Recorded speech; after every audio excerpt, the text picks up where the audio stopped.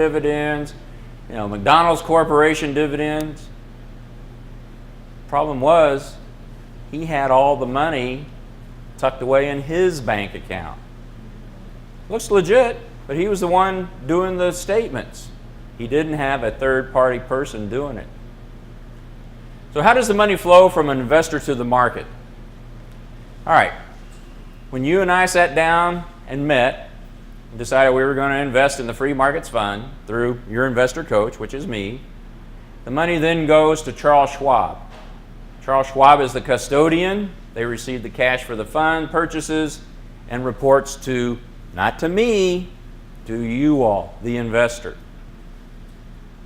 Then, and this is kind of unknown, but it gets into it, then it goes to BNY Mellon. And they are the ones that control the RBB, Free Market Fund, Mutual Fund custodian. They're the ones, because it's a fund of funds, they are the custodian for the free market funds. They settle the trades and they hold all the fund securities.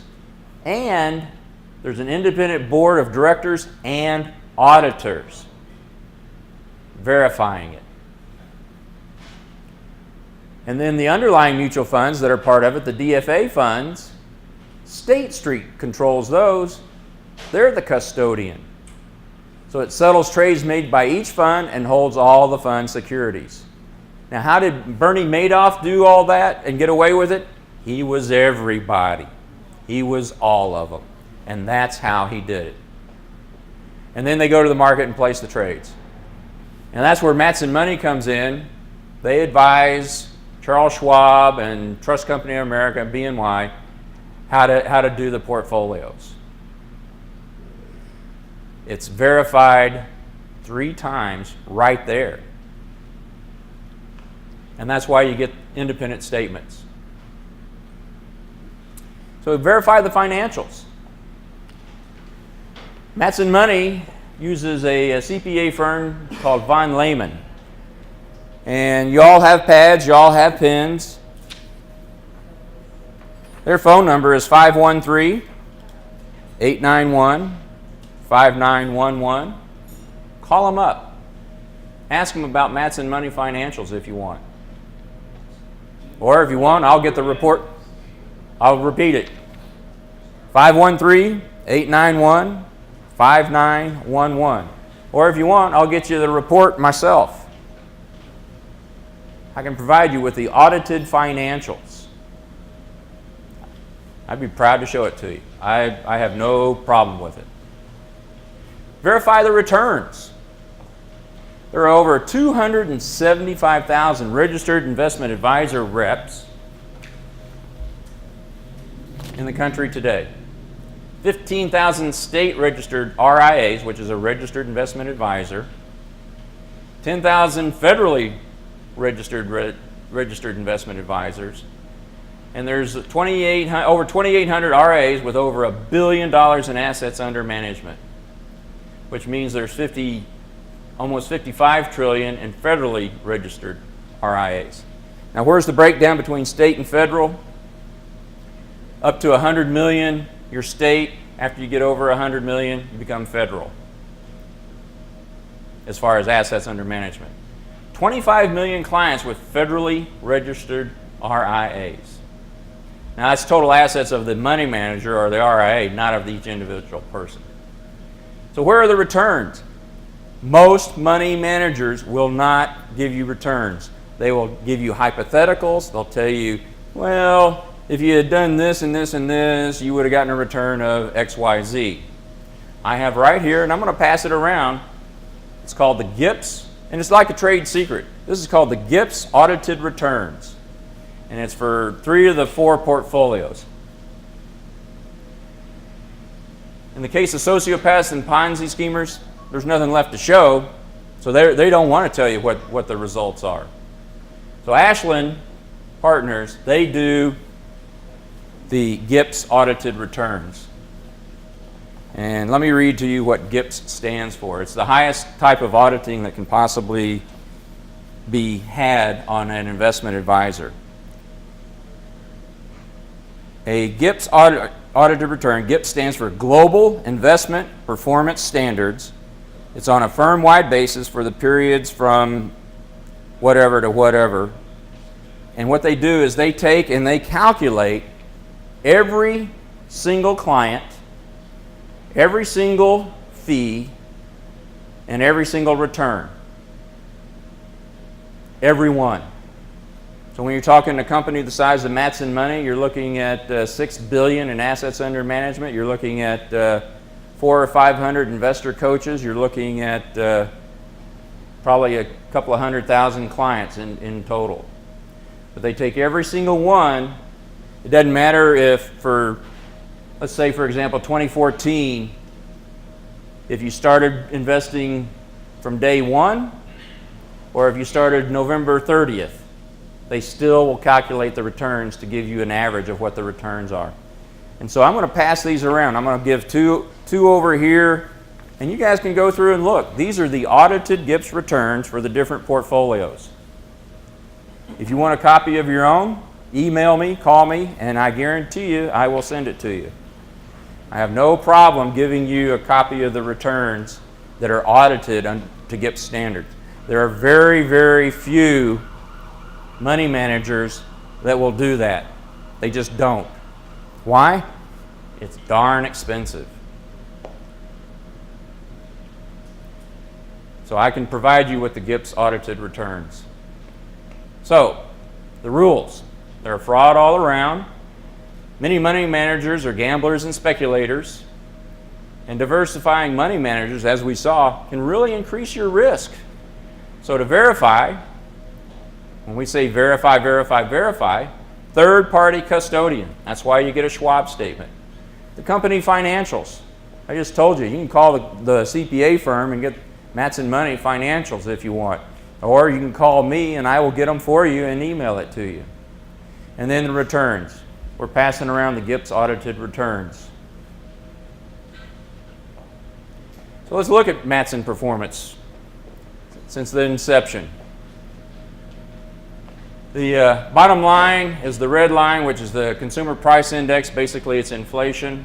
And to be able to show you a chart, we have to do a benchmark. So this is long-term growth benchmark, which is the blue line. The green line is the actual long-term growth portfolio, net of all fees.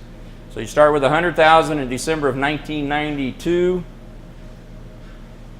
The consumer price index would have increased 1.6, but you would have gone to 4.4 million. From 100,000 to 4.4 million during that time period. Now yes, you've got some ups and some downs, and it's shown and depicted right there, but so did the benchmark. So let's look at the aggressive.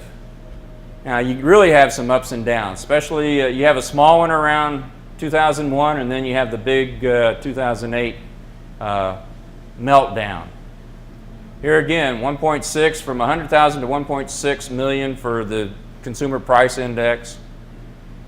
Bam, $5 million, and it beat the benchmark. Now that's the aggressive portfolio. I don't recommend the aggressive portfolio to anyone unless they are under 30 years of age. It's too much risk. But you can see the kind of returns, if you were willing to take that risk, that you could get during that time frame. So don't be like these guys, or this guy, or this guy, and get suckered in by all the scams and everything that's out there. You got your three rules: verify, verify, and verify. Okay, so we have a few guests tonight. We're going to go over the 20 must-answer questions for peace of mind for investing. You don't have to know all the answers. You just have to know some of the answers. So we're going to go through this. I'm going to go through relatively quickly for our guests. Don't worry if you get a bunch wrong. It's typical. Our clients have been coming for years to get the coaching to be able to answer these questions. But go along and take the test and see how you do. You have to be 100% certain to be able to say yes. And it's a good check for our clients to also know where they are as far as the 20 must answer questions. So number one, have you discovered your true purpose for money? That which is more important than money itself. Why do you want money? Why do you have money? If you don't know, then you got to put down no. Are you invested in the market? Most people in this room are. So you get a yes on that one. You know how the market works. Do you know where the premium comes from? Do you know how the stock returns affect your portfolio? Or how the stock market works? If you do, you got to put down yes. If you don't, or you're not sure, put down a no. Have you defined your investment philosophy? Most people don't even know if they could have an investment philosophy. Well, you can, and you ought to be able to define it. And by the way, I don't want to lose money is not an investment philosophy. Have you identified your personal risk tolerance? How much risk are you willing to take? Once again, I don't want to lose any money is not a personal risk tolerance. You need to be able to define it with an academic number. Do you know how to measure diversification in your portfolio? Having a lot of stuff or having a lot of mutual fund money managers is not necessarily in your best interest, and it is not necessarily a diversified portfolio. Do you consistently and predictably achieve market returns?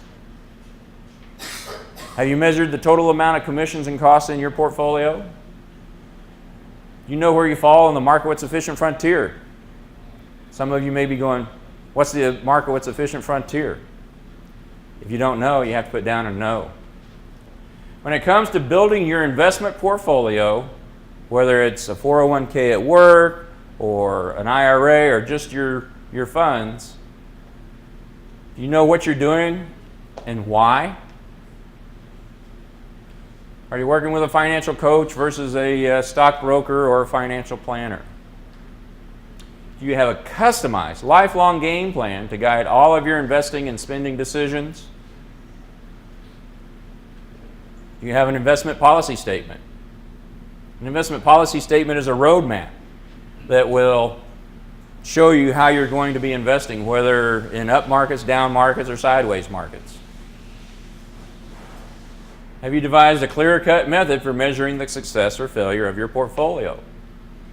Not losing money is not a clear-cut method for measuring the failure or success. You have to be able to understand that the markets go up, markets go down, and you have to know what is considered a success for you. Do you fully understand the implications and application of diversification in your portfolio? And do you have a system to measure portfolio volatility and be able to recognize that with an academic number? Are you aware of the costs associated with purchasing commission-based products? Do you know the 3 warning signs you may be speculating with your money versus prudently investing?